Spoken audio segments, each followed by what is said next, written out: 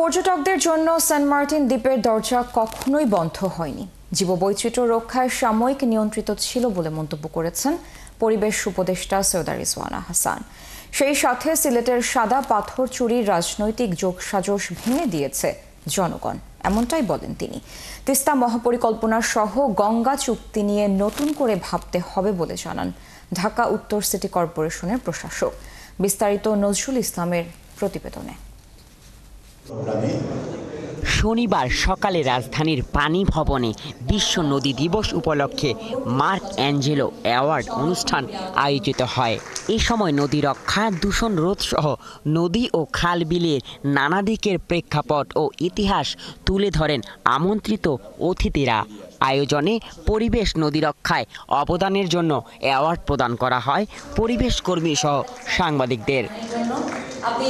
একই সাথে অ্যাওয়ার্ড প্রদান অনুষ্ঠানে আন্তর্দেশীয় নদীর সীমানা সহ তিস্তা ও গঙ্গা চুক্তি নিয়ে নতুন করে ভাবতে হবে জানান ঢাকা উত্তর সিটি কর্পোরেশনের প্রশাসক Mohammad Ejaz. Falcon aluminium multilayer anodised হওয়ায় সম্পূর্ণ scratch proof. Falcon aluminium transboundary water নিয়ে পুরাতন আলোচনা বাদ দিয়ে কিংবা ওটাকে সাথে রেখেও আর একটু সিরিয়াস আলোচনা, সিরিয়াস মুভমেন্ট আমরা যদি না দাঁড়া করাতে পারি, তাহলে গঙ্গার পক্ষে শুধুমাত্র টেবিলে বসে আবার যখন নেগোশিয়েট করবেন, আমার পিপলস ভয়েস না থাকলে কিন্তু আমার এই নেগোসিয়েশনে কোনো পাওয়ার থাকবে না। এদিকে সেন্ট মার্টিন ব্যবসায়ীদের জন্য নয়, জনগণের। দ্বীপটি বাঁচাতে পারলে পরিবেশ রক্ষাও পাবে জানান পরিবেশ উপদেষ্টা সৈয়দা রিজওয়ানা হাসান। সেন্ট মার্টিন তো ব্যবসায়ীদের না, সেন্ট মার্টিন আমাদের সবার। সেন্ট মার্টিনকে যদি বাঁচাতে পারি তাহলে পর্যটন চলবে, আর ওদের হাতে যদি তুলে দিই তাহলে ওখানে খালি একটার পর একটা হোটেল উঠবে আর হাজারে হাজারে লাখে লাখে মানুষ গিয়ে ওটার পরিবেশ ধ্বংস করে ফেলবে।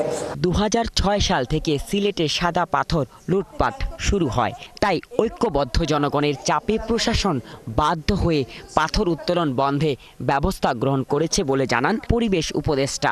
জনগণের শক্তি কতটা শক্তিশালী, যখন সব মানুষ এটার প্রতিবাদ শুরু করলো তখন কিন্তু প্রশাসনও বাধ্য হলো এইটাকে থামাতে।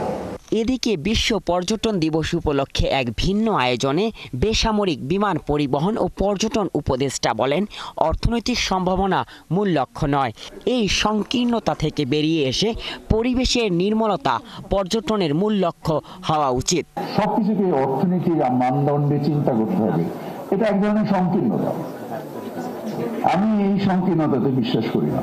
নদী ও পরিবেশ রক্ষা সহ ইতিহাস, ঐতিহ্য ও পর্যটন শিল্প এগিয়ে নিতে সকলের ঐক্যবদ্ধ থাকতে হবে জানান আলোচকরা। নজরুল ইসলাম, ৭১, ঢাকা।